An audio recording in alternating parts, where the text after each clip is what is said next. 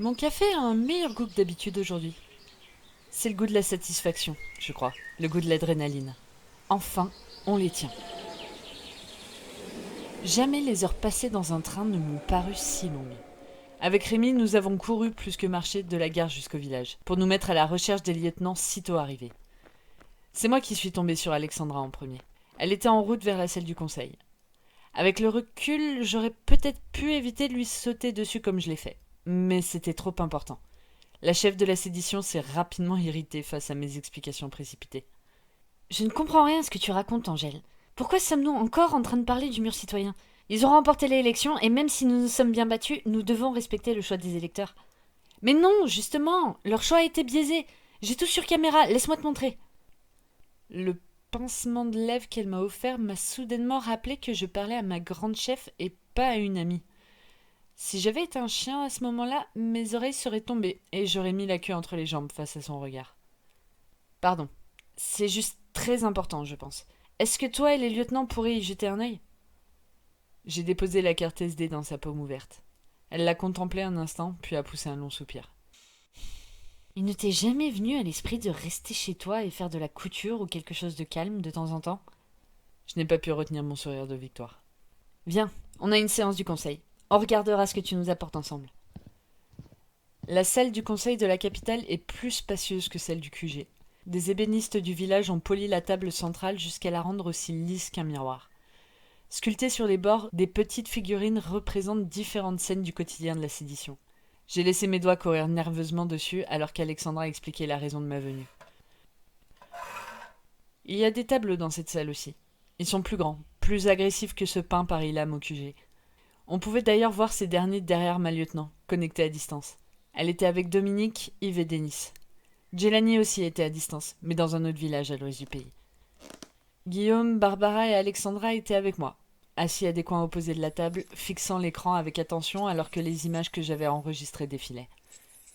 Je les ai observées, anxieusement. Quand l'image s'est finalement arrêtée, c'est Yves qui a parlé le premier. Le lieutenant des médiateurs semblait chercher ses mots.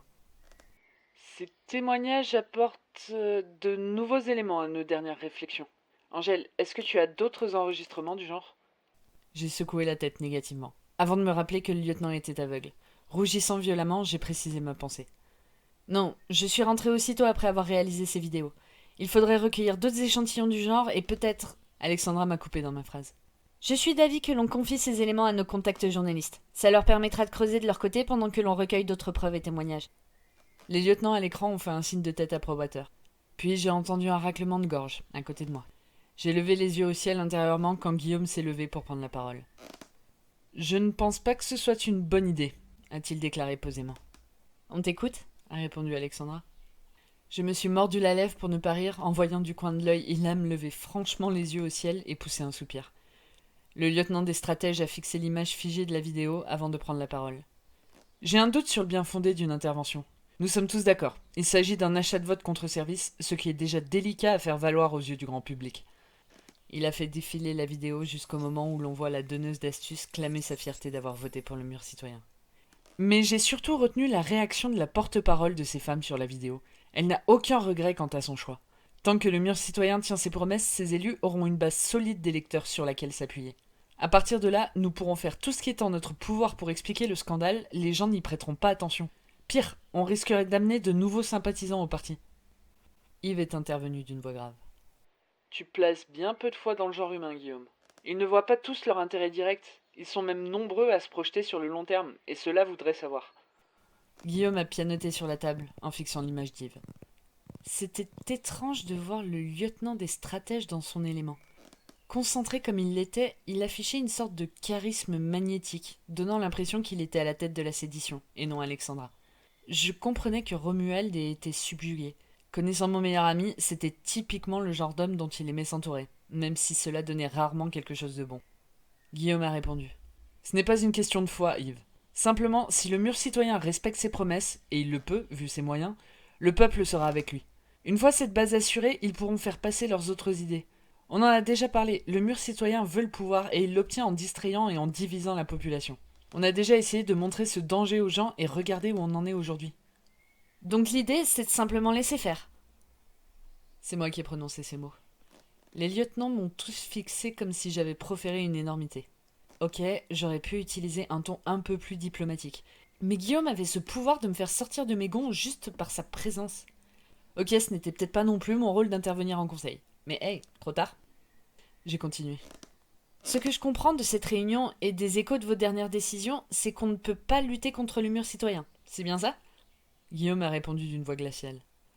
On ne peut pas forcer les gens à réfléchir sur le long terme. Si la majorité est prête à signer pour cette déchéance, ce n'est pas à la sédition de les en empêcher. Ilham a renchéri d'une voix plus douce. On doit reconnaître au mur citoyen qu'ils ont utilisé des méthodes inédites. Plutôt que d'user de belles et grandes promesses, comme tous les partis précédemment, ils sont restés très pragmatiques. Ils donnent simplement ce dont les gens ont besoin au quotidien. Le gouvernement précédent s'est voilé la face et n'a pas voulu reconnaître la crise que traverse notre pays. Maintenant, les électeurs ne veulent plus attendre et sont prêts à tester autre chose tant qu'ils peuvent voir des résultats. On a beau leur montrer le revers de la médaille, ils s'en fichent. Ils voudront tester quoi qu'il en soit. J'ai repensé à notre discussion avec Thomas. Beaucoup trop de gens ne voient que les choix qu'on leur impose. Il faut leur montrer qu'il en existe d'autres. Et si on arrêtait de les laisser réfléchir? Ai-je suggéré. Guillaume a aussitôt réagi. On irait à l'encontre de ce pourquoi la sédition existe. Chacun est libre de son opinion et de ses choix, même s'ils sont nuisibles. Cette fois, c'est Denis qui est intervenu. Guillaume, la sédition lutte surtout pour rétablir un équilibre des forces dans ce monde. Ce serait irresponsable de laisser une poignée de gens prendre une mauvaise décision et entraîner les autres dans leur perte. Nous parlons seulement d'un pays aujourd'hui, mais demain, notre non-intervention pourrait très bien permettre le basculement du monde entier. Je ne devrais pas avoir à te le rappeler, à toi en particulier. Laisse Angèle parler, veux-tu? Guillaume donnait l'impression d'avoir avalé quelque chose de très amer. Encore aujourd'hui, je ne peux pas m'empêcher de penser que l'intervention de Denis avait un double sens. Le lieutenant des conseillers m'avait expliqué que Guillaume était un stratège pur, comme moi j'étais une artiste pure. Était-il possible qu'il ait les mêmes capacités de connexion que moi? J'ai hésité avant de reprendre à l'attention de l'ensemble des chefs de la sédition. Je ne dis pas que l'on devrait choisir pour les gens, mais qu'on leur présente les choses sous un jour nouveau.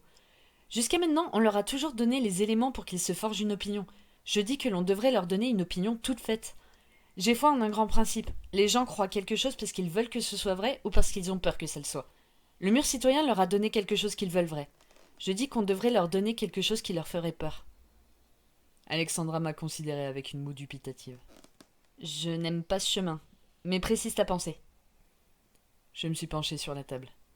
On ne leur donne plus des images à interpréter. On interprète pour eux.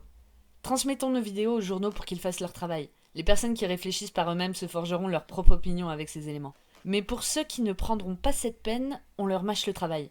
Produisons des clips, des bannières, des films, peu importe, qui expliqueront directement les conséquences du mur citoyen au pouvoir. Faisons leur peur. Montrons-leur la vérité. Ne la laissons pas sous-entendue. Et comment fera-t-on pour diffuser ces réalisations? On ne nous laissera pas acheter du temps d'antenne si facilement, a soufflé Barbara. J'ai souri à son adresse.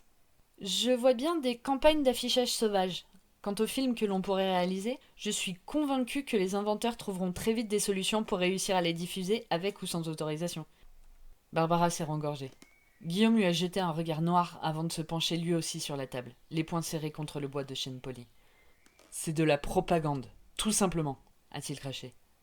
Je n'ai pas su quoi lui répondre. Il avait raison. Mais avait-on vraiment le choix? Ça s'est déjà vu, des campagnes sauvages contre un parti fasciste en place. Où est la frontière entre propagande et anti-propagande? La voix grésillante de Denis a jailli des haut-parleurs, m'interrompant dans ma réflexion. Je vote pour. Moi aussi, a aussitôt enchaîné Ilham. Dominique, Jelani et Barbara ont eux aussi approuvé. Il va hésiter une seconde, avant de déclarer. Je ne vois pas d'autre choix. Je vote pour. Guillaume a éructé un contre en frappant la table du plat de la main. Je me sentais mal de lui être ainsi opposé. Il est le chef des stratèges et a mené à bien de nombreuses missions. J'aurais aimé qu'il approuve ce plan. Disons que ça m'aurait offert une certaine tranquillité d'esprit. C'était finalement au tour d'Alexandra de s'exprimer. Pour. J'avoue que 10 jours plus tard, je savoure encore un peu ma victoire. Il paraît que l'orgueil est un péché, mais celui qui a dit ça n'a probablement pas vu des centaines de personnes reprendre vie après une idée qu'il aurait lancée. Quand j'aurai terminé mon café, je rejoindrai Alexandra pour réfléchir ensemble à de nouveaux supports de diffusion de nos messages. Toute la sédition travaille déjà d'arrache-pied sur des affiches aux photos et messages percutants, sur des clips produisant les témoignages de femmes victimes du mur citoyen, et même sur un long métrage faisant le parallèle entre les méthodes du mur citoyen et les propagandes fascistes de l'histoire. Les artistes sont aux anges. D'après Ilham, c'est la première fois que leurs compétences sont autant sollicitées au sein de la sédition. Ils regorgent d'idées et la lieutenant a le plus grand mal à faire le tri. Chacun y met son grain de sel. Lise a composé une chanson humoristique, par exemple, et se plaît à la jouer à chaque repas, accompagnée des musiciens du village. La chanson est efficace. Elle reste imprimée dans le cerveau pendant des heures. Je la chantonne tout en nettoyant ma tasse et en embrassant Rémi pour lui souhaiter une bonne journée. C'est quoi le programme de ton côté ? Je demande. Denis m'a demandé d'aider l'intendance aujourd'hui. C'est bien beau de voir les artistes peinturlurer chaque bout de feuille de la région, mais vous mettez un sacré bazar. Il faut du monde pour ranger derrière. Je repose un baiser sur sa joue et trottine pour franchir la porte. Sur le chemin vers le bâtiment principal, je ne peux que constater que Rémi a raison. Le village est retourné. Il y a ceux qui peignent des pancartes, des groupes qui réfléchissent ensemble à des phrases accrocheuses, des scènes de tournage. Je passe devant un échafaudage de plusieurs mètres de haut quand plusieurs séditieux déroulent une longue affiche normalement destinée à couvrir les bâtiments en travaux. Je manque de m'étrangler.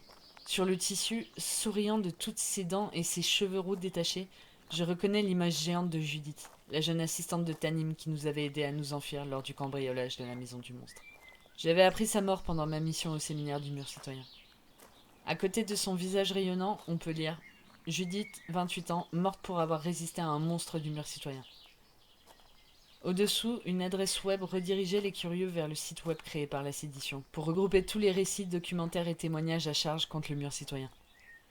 Je sais que Malik, Barbara et Isidore sont sur les dents quant à ce site. Ils ont dû réaliser des prouesses en matière de sécurité informatique pour garantir que le site reste en ligne, ne puisse pas être piraté et que ses créateurs restent intraçables.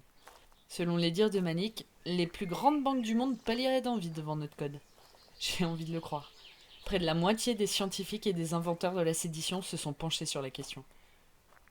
Je croise d'autres affiches. Certaines dépeignent un avenir apocalyptique pour les femmes, pour les immigrés, pour les croyants, pour la presse. Il y a aussi les visages des séditieux morts pendant la manifestation du 1er mai. Ces messages contrastent avec la bonne humeur de ceux travaillant d'arrache-pied sur leur conception. Je traverse un groupe de musiciens étudiant quelques accords rock sur les paroles de la chanson de Lise, avant de pénétrer dans le bâtiment principal. Alexandra est seule en salle du conseil, en pleine discussion téléphonique. Elle remarque ma présence et raccroche en m'adressant un sourire. On a des nouvelles prometteuses côté journaliste. Ils ont réussi à obtenir une liste des femmes membres du mur citoyen dans plusieurs grandes villes du pays. Les rédactions se sont déjà organisées pour recueillir un maximum d'informations et de témoignages. Si on agit tous de concert, il est possible qu'on arrive à faire pencher l'opinion publique. Et, qui sait, peut-être même faire annuler les résultats de l'élection. On avance vers quelque chose de totalement inédit, quelque chose d'historique. Il reste encore tellement à faire. La chef de la sédition semble manquer de quelques heures de sommeil. Elle pousse fébrilement les cartes, carnets et papiers divers sur la table pour faire de la place et se verse une tasse de café. Du coup, où en étions-nous ?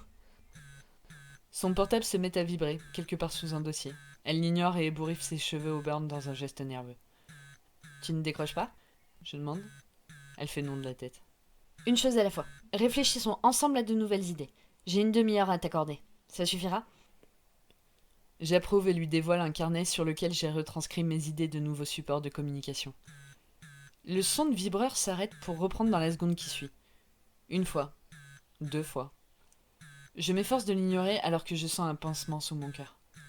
Alexandra, tu devrais peut-être répondre. Elle fronce les sourcils et fait un nom de la tête plus vigoureux. Je n'insiste pas, mais j'ai du mal à me concentrer sur les schémas que je lui présente. Donc, je pensais qu'il serait préférable de commencer par les villes de moins de 10 000 habitants. Laisser la rumeur enfler et développer petit à... Soudain, la porte de la salle du conseil s'ouvre à la volée et une Barbara échevelée fait son entrée en criant. « Alexandra, ils ont fait exploser le globe! La rédaction de la capitale! Il y a eu un attentat à la bombe !» J'ai juste le temps de voir les yeux de la chef de la sédition s'écarquiller avant qu'elle ne pousse le dossier cachant son portable. « Mais comment c'est possible? Je viens de raccrocher avec leur rédacteur en chef. Ça vient d'arriver, là, à l'instant. Guillaume était avec l'un des journalistes au téléphone quand ça... » Elle ne termine pas sa phrase. Alexandra est déjà en train de jeter les documents étalés sur la table, pêle-mêle dans un carton. « Barbara, ouvre les tunnels. Je pense que ça ne tardera pas avant que... » Un bruit de sirène lointain retentit. Alexandra se précipite vers la fenêtre. « Ils sont déjà là. Ouvre les tunnels. Je vais trouver Guillaume, on organisera le reste du village. Maintenant !» Elle se saisit du carton et passe la porte en courant, son téléphone déjà plaqué contre son oreille. Je m'approche de la fenêtre et écarte le rideau. Je distingue devant les murs du village les sirènes de voitures et camionnettes de gendarmerie, et déjà des hommes armés en sortent et se placent pour une intervention. Angèle, rends-toi utile, pousse mon fauteuil jusqu'au sous-sol, Lance Barbara. Une décharge d'adrénaline me traverse le corps et je rejoins la lieutenant des inventeurs en quelques enjambées. En chemin vers le sous-sol, je parviens à poser une question entre ces directives. Pourquoi les gendarmes sont-ils à l'entrée du village? Qu'est-ce qui s'est passé? Barbara balaie ma question, d'un revers de main. On n'en sait rien et on n'en saura pas plus tant qu'on ne sera pas sorti d'ici. Mais je mettrai ma main au feu que le mur citoyen a eu vent de nos petits préparatifs et que ça, c'est leur réponse. Quoique, faire exploser une rédaction, même pour eux, ça paraît un peu gros. J'en doute. J'avais déjà pu constater que le mur citoyen ne s'embarrassait guère des notions de liberté de la presse. Peut-être qu'ils n'avaient pas fomenté eux-mêmes l'explosion, mais je les imagine facilement donnant carte blanche à leur petite armée pour étouffer notre entreprise. Tourne à droite. Je dirige le fauteuil roulant vers une petite porte en bois tenant à peine sur ses gonds. Barbara sort une lourde clé de sa poche et ouvre le cadenas rouillé. Une fois ce dernier retiré, elle tâtonne le long du manteau de la porte jusqu'à accrocher une sorte d'interrupteur. J'entends un vrombissement au loin, quelque part dans les murs. Barbara écoute, puis prend un air satisfait avant de m'expliquer. Alexandra et Guillaume doivent avoir fait le tour du village à présent. Les premiers séditieux ne tarderont pas à arriver. Je vais te demander d'être la plus sereine possible. Ce tunnel est étroit et sombre, mais il faut agir vite. On n'a pas le temps de gérer des personnes qui paniquent. À peine a-t-elle terminé sa phrase que l'on entend les dizaines de voix d'enfants apeurés. Les écoliers de la sédition sont accompagnés par 3 professeurs et s'approchent avec crainte du trou noir béant devant lequel je me tiens. Certains me reconnaissent de leur cours d'anglais et répondent timidement à mon sourire encourageant. Je tape dans mes mains. Bon, les enfants, un peu de silence. Nous allons faire une grande exploration aujourd'hui. Mettez-vous 2 par 2, un grand avec un petit. Votre professeur de mathématiques va passer en premier dans ce tunnel et vous éclairer. Regardez bien tout autour de vous et attention à ne pas glisser. Les adultes vous suivront derrière, alors pas de bêtises. J'entends des pleurs alors que les plus petits rechignent à pénétrer dans la galerie sombre. Heureusement, leur binôme plus âgé les encourage et les rassure, aidés par les professeurs. Le temps que l'ensemble de la classe disparaisse, une dizaine de séditieux a investi la cave. Je les encourage à avancer pendant que Barbara leur explique rapidement les instructions pour s'orienter à la sortie du tunnel. Le flot de personnes continue de se déverser dans la cave et je distingue au milieu Lise, Rita, Malik et Isidore, qui me rejoignent pour organiser la fuite de la sédition. Après une demi-heure, les séditieux n'arrivent plus qu'au compte-gouttes. J'ai un regard de panique vers Barbara. C'est tout? On n'a même pas fait passer un quart du village? Où sont Guillaume et Alexandra? Et les soldats? Je n'en ai vu aucun. Détends-toi. Les soldats ont des instructions pour ce genre de situation. Ils ralentissent l'intervention des forces de l'ordre pour laisser aux autres le temps de fuir. Guillaume et Alexandra sont probablement postés aux entrées des autres tunnels. Allons-y. Oh. Je ne l'ai pas mentionné, mais je panique surtout de ne pas avoir aperçu Rémi dans la foule. Je n'ai aucune idée du quartier du village dans lequel il se trouvait et mon téléphone ne capte pas au sous-sol. Il est forcément passé par un autre tunnel. Isidore prend Barbara dans ses bras pendant que Malik replie et cherche son fauteuil sur son dos. Barbara a un petit « Salut toi !» taquin pour Isidore, qui me laisse espérer qu'elle maîtrise parfaitement la situation. Je me rassure avec ça. Je prends la tête du convoi, nous éclairant à la lampe torche de mon téléphone. La lumière se reflète sur les parois humides et je sens de l'eau pénétrer dans mes chaussures après seulement quelques secondes. C'était une ancienne source qui servait autrefois à alimenter le lavoir du village, précise Barbara. On a installé des pompes depuis, c'est quand même bien plus pratique. Nous progressons lentement, pendant une vingtaine de minutes, jusqu'à enfin apercevoir une lumière au bout du tunnel. À mesure que nous approchons, j'entends une sorte de bourdonnement confus se faire de plus en plus fort. Nous pénétrons finalement dans un autre boyau, cette fois éclairé par des néons blanchâtres et ventilés à l'aide d'énormes machines. L'endroit doit facilement mesurer 8 mètres de large sur 5 mètres de haut. Isidore a un petit sifflement d'admiration. On dirait un tunnel autoroutier, c'est bien ça, claironne Barbara. Ce sont les restes d'un projet d'autoroute interrompu par les élus de la région. J'ai maintenu l'existant en état, ajouté 4-5 galeries plus petites par-ci par-là et installé un réseau de ventilation et d'électricité pour que tout soit opérationnel en cas de besoin. Je referme ma bouche tombée ouverte sous le coup de la surprise. Barbara a un petit sourire. Hey, vous croyez que les inventeurs n'étaient là que pour changer les ampoules? Fallait bien que je m'occupe. Isidore, tu peux me reposer maintenant. Est-ce que tu peux aller refermer la porte du tunnel et la tenir un instant? Isidore s'exécute et s'appuie contre la lourde porte de métal barrant le tunnel. Barbara fait rouler son fauteuil jusqu'à un panneau de contrôle et presse un bouton. Aussitôt, des bruits métalliques se font entendre de l'autre côté. La porte est scellée. Si les gendarmes arrivent jusqu'au bout du tunnel, ils ne verront que le panneau recouvert de pierres que j'ai installé. Ils ne devraient pas creuser plus loin. Je suis plutôt fière de mon système d'évacuation. Je ne devrais peut-être pas dire ça, mais j'avais presque envie de voir ce qu'il donnerait en situation réelle. Elle fait signe à Malik de venir la pousser. Et maintenant, on marche. Il y en a pour 2 kilomètres, mine de rien. Notre petite troupe avance dans le tunnel sans échanger un mot, le capharnaüm des ventilateurs couvrant tout bruit alentour. J'en profite pour essayer de réaliser ce qui nous est arrivé. Nous avions enfin trouvé le moyen de renverser le mur citoyen, et en quelques instants, nos efforts ont été réduits à néant. Ces monstres semblent toujours avoir un temps d'avance sur nous. Est-ce que tous les villages de la sédition sont touchés? Reste-t-il quelques bastions pour continuer la lutte? Et où aller à présent? Quoi qu'il en soit, je ne partirai pas sans Rémi. On trouvera un endroit et on continuera. Nous sommes trop proches de la réussite pour se laisser abattre maintenant. Je sens le feu de la lave couler dans mes veines et incendier mes pensées. J'accélère et prends la tête de notre groupe. Le bitume sous nos pieds change. Il est maintenant marqué de longues traces de peinture blanche, délimitant ce qui ressemble à des places de parking. Barbara hoche la tête. Bien, les premiers sont partis. Les premiers quoi? Je demande. Les premiers véhicules. J'ai fait entreposer des voitures ici pour les situations d'urgence comme celle-ci. Il y en a assez pour que tous les séditieux s'échappent dans la nature sans être remarqués. Normalement, le mien devrait être... Ah oui, le voilà. Elle pointe un minibus, gris métallisé, avec un large signe d'une personne en fauteuil sur le pare-brise. Sur les portes, je distingue le logo d'une maison départementale pour personnes handicapées que je ne reconnais pas. Attendez, la sédition n'a quand même pas volé ce véhicule? S'insurge Rita. Barbara a un haussement de sourcils. Pour qui tu nous prends? C'est un logo créé de toutes pièces. Mais il nous permet d'être plus crédibles et de soulever moins de questions. Ça va être nécessaire. Mais avant ça, une dernière chose. Elle fait rouler son fauteuil jusqu'à une large armoire métallique plaquée contre la paroi du tunnel. Pendant quelques secondes, nous ne voyons que sa tête penchée sur un large tiroir métallique avant qu'elle ne la relève. Distribution! Nous nous approchons et Barbara nous tend à chacun un passeport. Angèle, tu t'appelles Lily à présent. Lise, ce sera Zoé. Rita, ce sera Françoise. Isidore, tu répondras au nom de Gontran. Et Malik, ce sera Ahmed. Malik éclate de rire en tapant dans le dos d'Isidore. Même avec une fausse identité, tu gardes un prénom pourri. L'intéressé a un grognement, mais déjà Barbara nous pousse vers le minibus. En route, mauvaise troupe! J'ai un mouvement de recul. Une seconde! Où sont les autres? Nous n'avons pas croisé âme qui vive. Il reste quelques véhicules, preuve que tout le village n'a pas encore pris la fuite. Où est Rémi?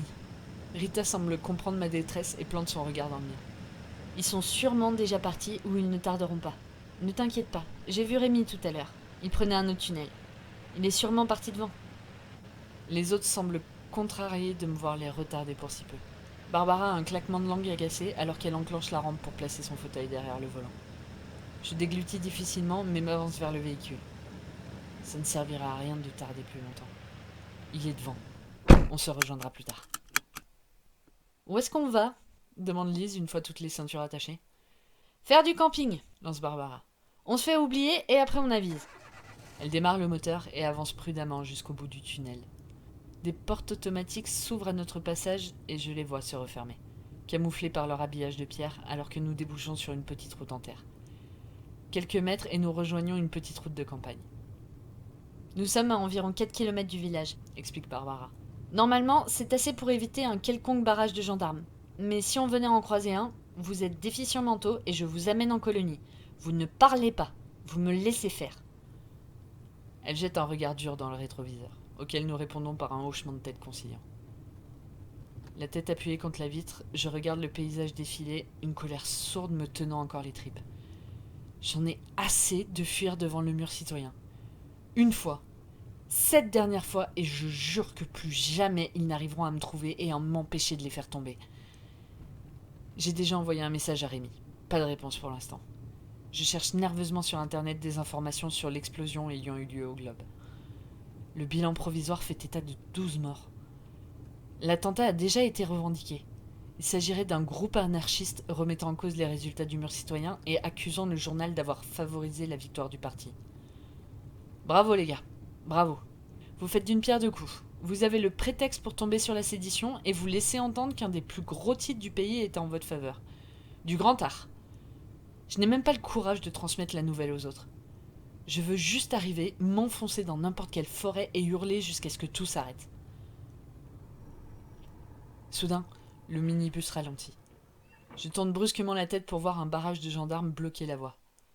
Comme Barbara nous l'a conseillé, je fais mine de rien et me concentre sur une saleté sur la vitre, m'efforçant d'afficher un regard vide. Du coin de l'œil, je remarque que les forces de l'ordre ont déjà arrêté 2 véhicules sur le bas-côté. Les vitres sont teintées. Je ne peux pas voir qui est à l'intérieur. Mais je reconnais la professeure de mathématiques de la sédition en train de s'expliquer avec un gendarme. Alors que Barbara coupe le moteur, je vois l'homme en uniforme arrêter la séditieuse et faire signe aux autres passagers du véhicule de sortir. Je tords le cou pour essayer de les apercevoir. Aussitôt, Rita me donne un coup de pied et éclate d'un rire hystérique pour couvrir son avertissement. Je manque de pousser un juron, mais comprends sa démarche, et me résous à regarder fixement mes genoux. Si Rémi était parmi eux, je le sentirais. Je le saurais. Le gendarme en train d'interroger Barbara finit par nous faire signe de reprendre notre chemin. Une fois la voiture lancée, nous poussons un soupir collectif de soulagement. C'est fou comme les gens ne veulent pas avoir à faire trop longtemps à des personnes handicapées, Grogne le lieutenant des inventeurs. Mais bon, dans ce cas-là, ça nous arrange. Direction la montagne. Barbara, est-ce que tu sais quels séditieux sont dans quelle voiture ? Demande Rita doucement. La lieutenant secoue la tête en signe de dénégation. Pas exactement. C'était Ruth, la prof de maths, c'est ça ? La connaissant, elle a dû prendre des élèves avec elle, et probablement leurs parents. Qu'est-ce qui va leur arriver, d'après toi ? Je demande. Barbara pousse un long soupir. Dans ce contexte, aucune idée. Un silence pesant s'installe dans l'habitacle. La voiture accélère et nous rejoignons bientôt l'autoroute.